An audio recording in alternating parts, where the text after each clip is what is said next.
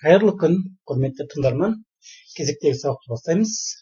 Сабақты мұғалімдердің жинаған файларынан бастайтын боламыз. Яғни мұғалімдеріміз шығарған есептері жинаған файлары азып, бізде прогресс бар екен.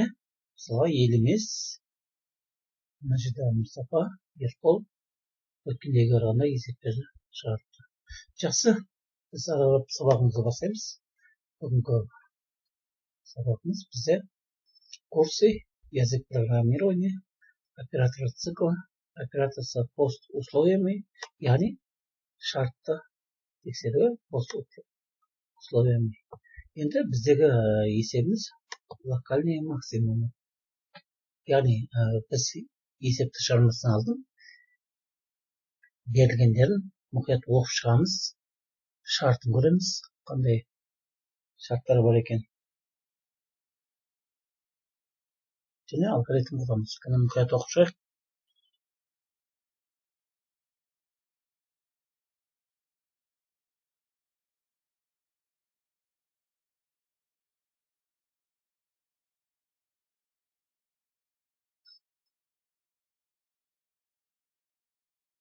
Жақсы.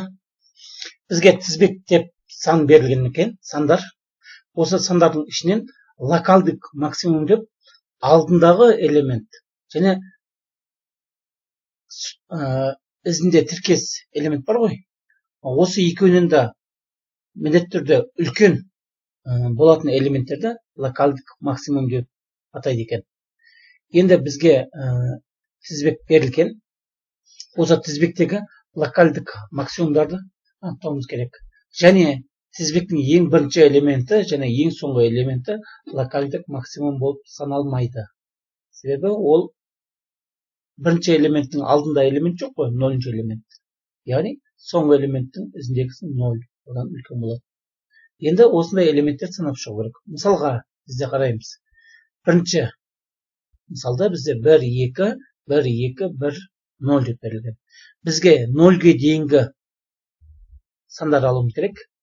Қараймыз. Бұл жерде екінші элемент, екінші элемент бірінші элементтен үлкен өз кезегінде, және үшінші элементтен өз кезегінде үлкен. Төртінші элемент өз кезегінде үшінші элементтен үлкен, және бесінші элементтен үлкен. Демек, бұл жерде 2 болады екен.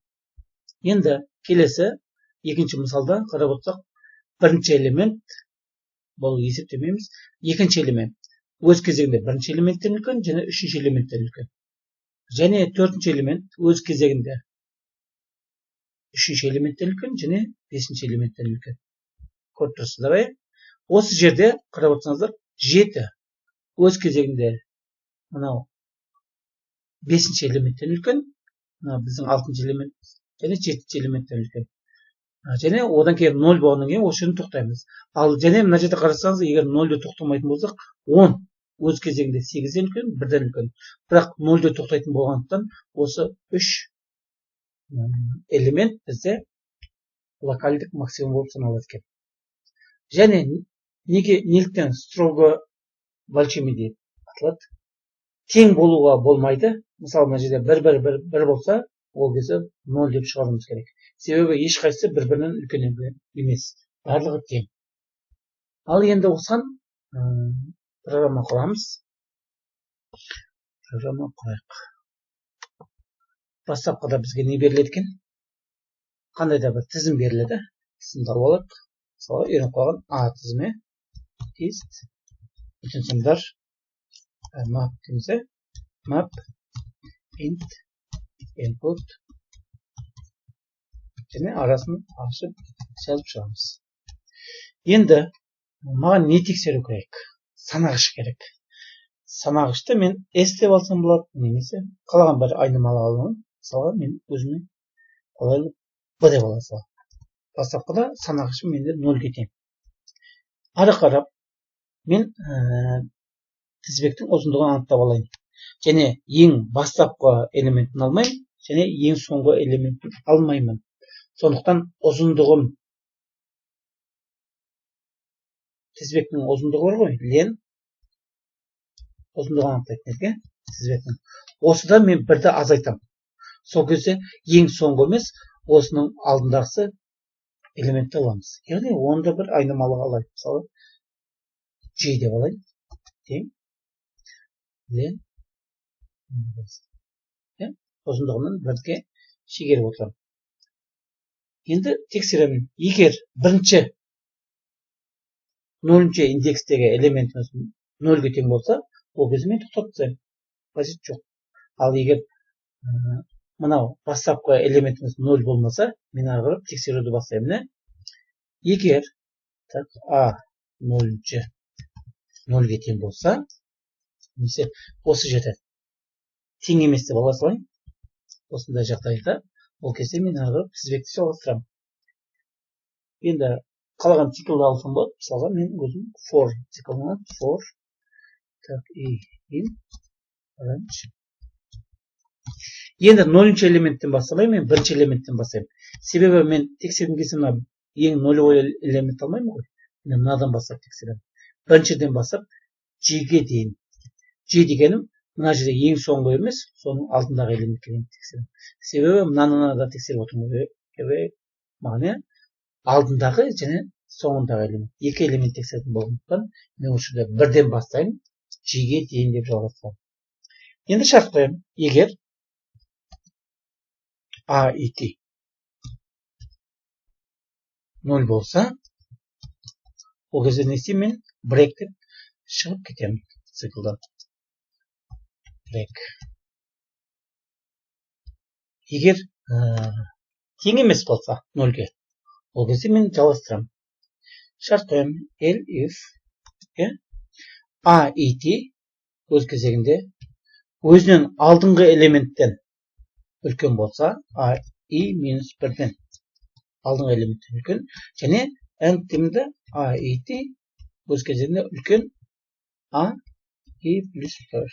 Яғни өзінен кейінгі элементтен үлкен болса, ол кезде мен не істеймін? Ол кезде мен санағыш менде B деп алдым.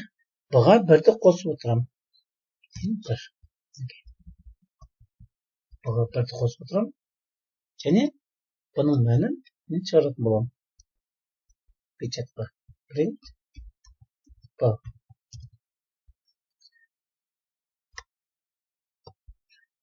Мынаны алақта көшіріп алып қояйық. Есебімізге. Құран.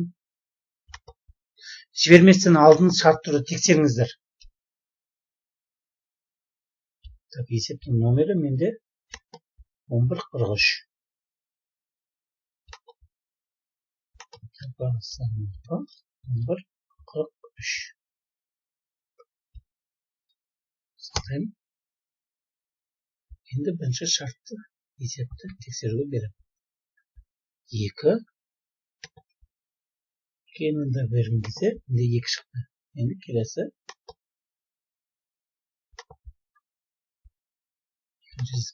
Көреміз. Есеп болды. Пример, мысал. 3.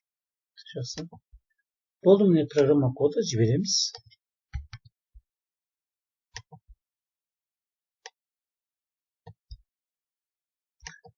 Тестілеуден өткізіп көрейік. Исходный код решения деген жерге кодымызды жазамыз да отправить етеміз. Мына жердегі язык программирования ұмытып кетпеңіздер. Python болсын. Өткенде мен бір рет C-де жіберіп қойдым. Так, екінші тестта қате дейді. Кемшілік бар дейді. Неге екіншіде?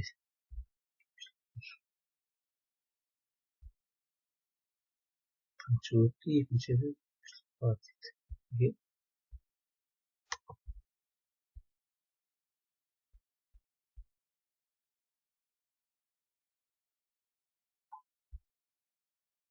Программа кодын көрейік. Арқасы орнына қойып көрейік. Егер қараймыз 0 болмаса, мына жерде қараймыз, екінші шарт. 3-ті қоямыз. 3-ті қойған кезде 1-ден үлкен және 2-ден үлкен. Бәрі қосылады. Одан кейінгі келесі шарт келеді. 2-ні қоямыз. 2-ні қойған кезде 3-тен кіші, демек мына шарт орындалмайды. Бұл қосылмайды. Келесі 5-ті қоямыз. 5-ті қойсақ 5 өз кезегінде 2-ден үлкен және 4-тен кіші. 4-тен үлкен. Жақсы. Бұға 1 қосылады. Келесінде 4. 4-ті қойған кезде 5-тен кіші. Демек, мына шарт орындалмай қалады. 7. 6. Қоятымыз. Осында сөйле бір көріш. Қандап көрек. 1, 0. Демек, 1 ешқайсынан үлкен емес.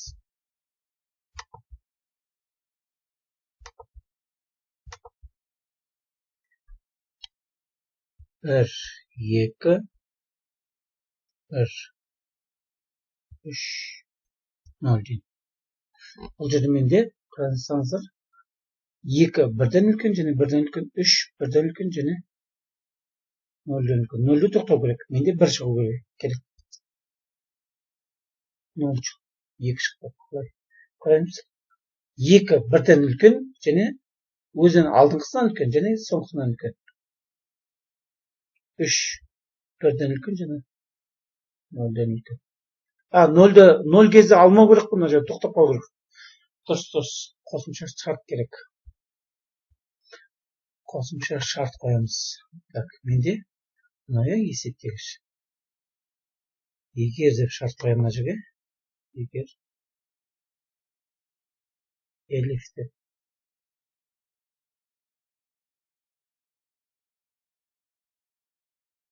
Шарт қоямыз, мен бұлай шарт қойында. I плюс 1 тең емес 0-ге деп қоямыз. Сонда менде соңғы элементті алмайды. Қана көрейік.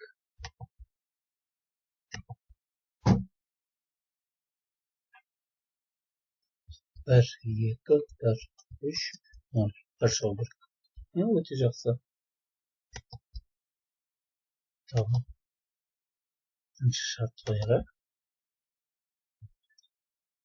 0, 1, 2, 1, 3, 1 дейін. Қарауытыңыз, локальдық максимум бізде 2 1-ден үлкен және 1-ден үлкен, 3 1-ден үлкен және 1-ден үлкен. Бірақ шарт есептің басы 0. 0 болса тоқтап қалу керек қой. Өте жақсы. Яғни локальдық максимум бұл жерде жоқ. Себебі 0-ден басталатын тізбек алынуы керек. Енді көрейін осыны. Екінші тест деді. Екінші тесттен өтсе. 20-сін алдын бір тексере алайық. Және егер 0-ге тең болмаса,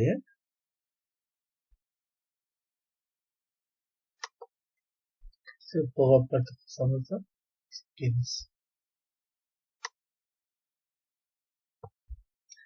Равен.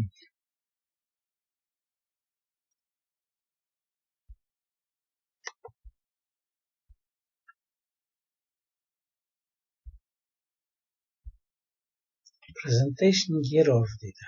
Демек, біздің жібергеніміз дұрыс емес дейді. Көрсетілім дұрыс емес деп тұрады.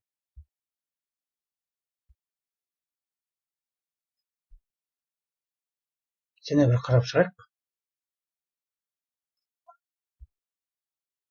Оны бір түрлендіріп көрейік, басқаша мүмкін. Басқаша берерміз. Орнынан көргенге.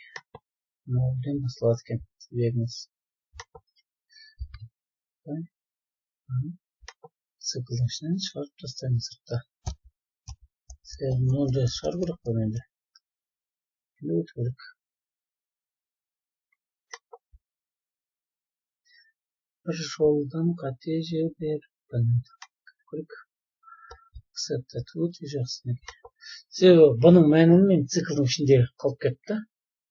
Осы жерін қарауымыз керек екен. Программа коды қарап алыңыздар. 2 түрлі жолын шығарып. Тізбек тестіп алып. Тесттардың саны 21 еді. Өткендегілер 20 еді. 27 тест екен мына жерде. Демек 27 тесттен өтті. Программа кодын жазып алсаңыздар болады. келесі есеп. Енді жылдам өтейік. Әлі ең үлкен ортақ бөлгіш бар. Наверное, поиск дейді. Мен аттап өтейін. Так, стандартное отклонение дейді. Есептің шартын дұрыстап оқып аламыз.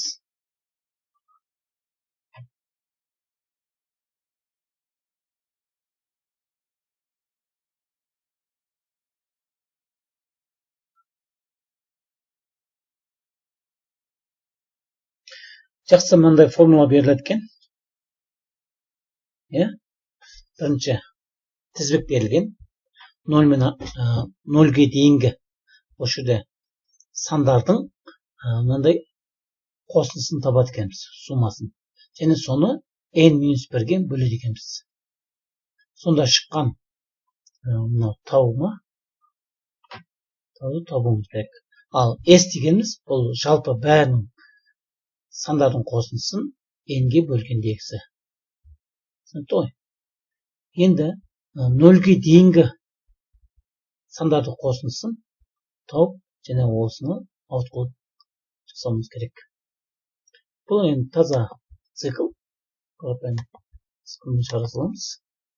Главный формуланы қойған кезде қателесіп кетпесек болды. Формуланы алайын. Бастапқыда менде тізбек беріледі. Тізбекті қалған түрде ала салайық. Мысалы a тең істейміз. Map int input. Арасын ашып жазуым керек. Split. Bir жақсы қойыңыз. Енді қай цикл аламын? For алсам да болады, while алсам да болады. Так, мен 0-ге дейін тексеремін ғой, сондықтан мен шарт қойып алайын. Так, шарт қою үшін мен бастапқыда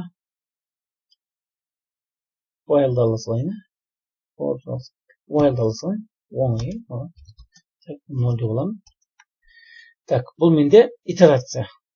И жүріп отырады. Енді маған қосындыны табуым керек. Қосындыны сум деп алсам да болады, немесе суманы қысқартып s деп алайын. Мен тексеремін. While менде id 0-ге тең болмау керек. Осы аралықтағы қосындысын тауып алайын.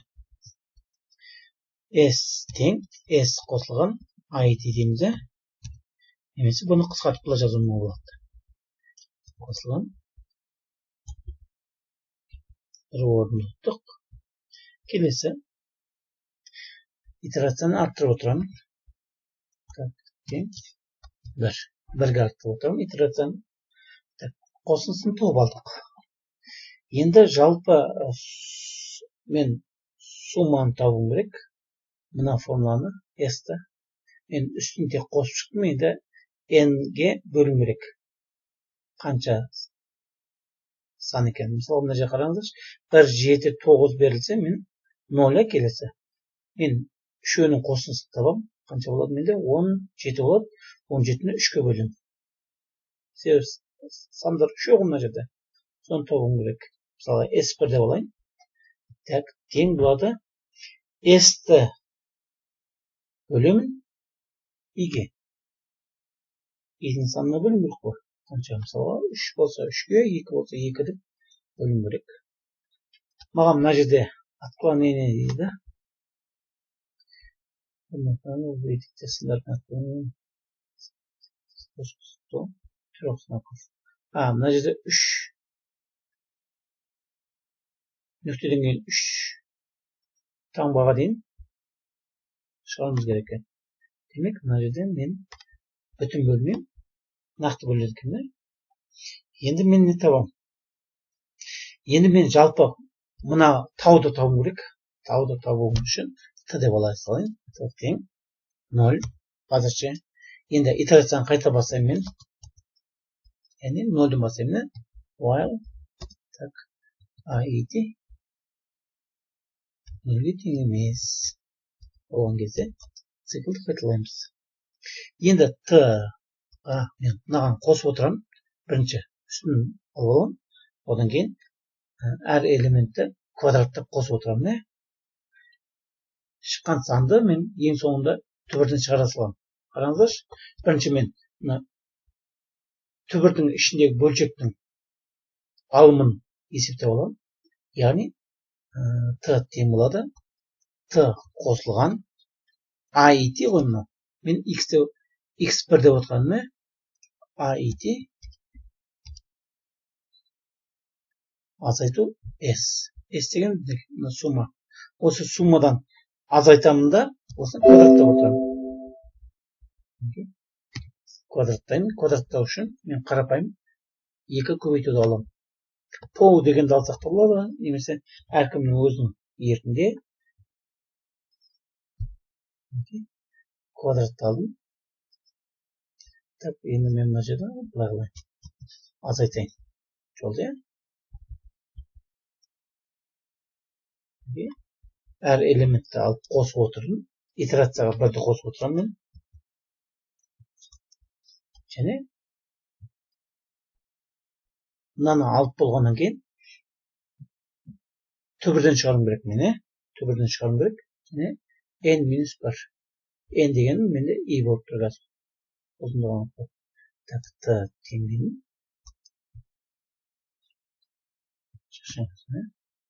Т-ның өзі бөлемін. Мынау үстіндегісі бәрін қосылса т еді ғой менде. Мына т, осы қосылысын бөлемін де i-1-ге бөлемін. Және шыққан санды мен түбірден шығарым керек. Түбірден шығарым үшін былай алсам да болады, 1 бөлінген 2 деп.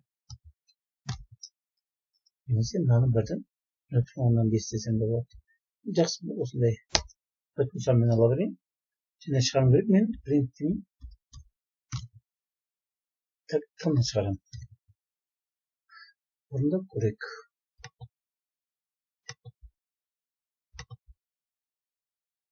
Так, A-15. 15. Даже 7. Және менде шықты. Былай шықты.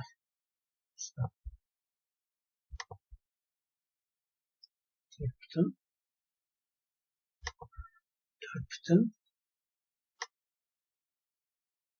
16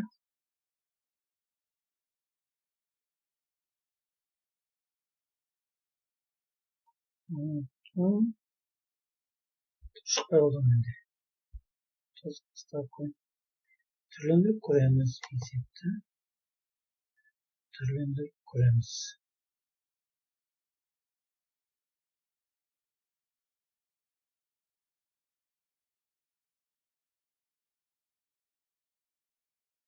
Охо, S деп кеттім ғой. S1 болу керек. Себебі мына i-ге бөлмедім ғой.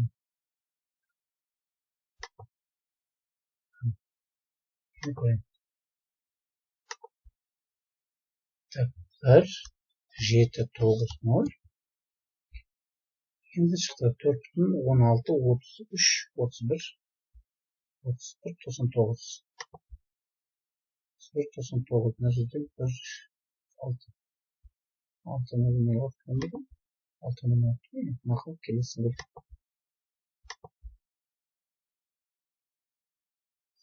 Бәрі 2, 0.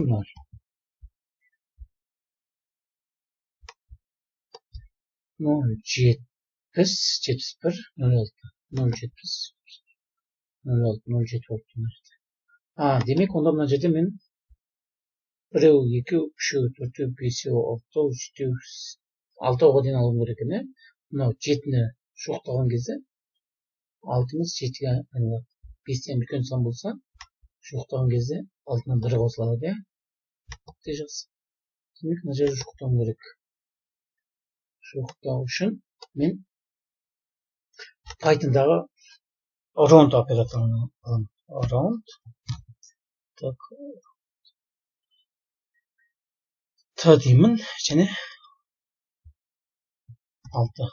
Мына жерде негізі шө деген 3 таңба деп, ал өздер 6 таңбамен беріп отыр. Аламын да жіберемін. Тексеруге жіберіп көрейік.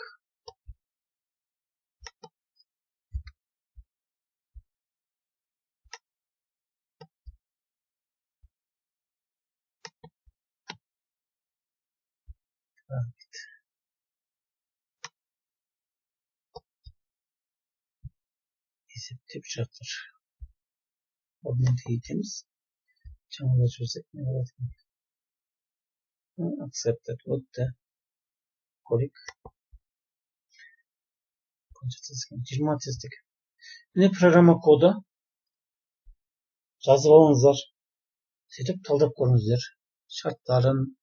Мынаны енді мен қарапайым математикалық формуламен алдым. Maths деген модульді жүктемедім. SQL-пен алуға болады. Мына жерде. Мен SQL емес 1/2 деп алдым.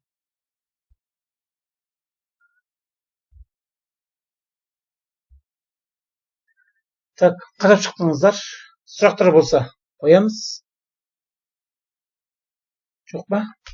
Жоқ болса, ондай болса, өздеріңізді басқа мәндерді беріп көріңіздер. Қалған есептер өздеріңіз шығарасыздар. Иә. Уақытын мына жерде үнемдедік біз. Енді қарап шығыңыздар. Әртүрлі нұсқалармен шығарып көріңіздер. Жақсы, сұрақтар болмаса, сау болыңыздар, келесі кездескенше.